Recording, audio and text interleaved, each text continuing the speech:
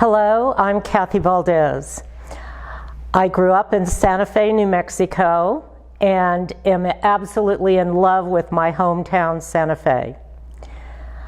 I worked for Human Services Department for 44 years. I actually retired in 2017. September is Recovery Month, recovery from mental health and substance use disorder. I became a certified peer support worker. I also became a certified peer support worker instructor. I am actually a survivor of sexual assault. And I grew up in the 50s and 60s, and my sexual assault happened when I was 13.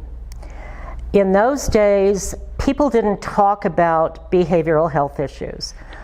I told my parents about the incident, and they took care of it by having the individual, the perpetrator, sent out of state by his parents. And so that was never discussed again in my family. So for all those years, it wasn't until I was in my late 60s that I actually started to address some of the issues that I'd had with this incident that had never been, because I was never able to talk about it again. In the 50s and 60s, that's just not how it was done. Talk about it. It is so freeing. I can't tell you. Talking about it made such a difference for me. When I verbalized it for the first time, when I said it out loud, this happened to me, it was like a weight was lifted off my shoulders. If you are struggling at all, reach out.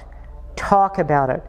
If you see someone who's struggling, ask them about it. Say, boy, I see that you're really struggling. What is it that I could help you with? That's really one of the best things you can do. Talk about it. It's not a secret. It shouldn't be a secret, and it's not shameful. Recovery to me means no longer keeping a secret, being able to express what happened to me and how it impacted me, and to really talk about how I went about seeking recovery. Everybody's recovery journey is different, but sometimes just hearing someone's story can really spark something, and you'd say, wow, I can really relate to that, and I'd like more information about how to go about seeking that type of help.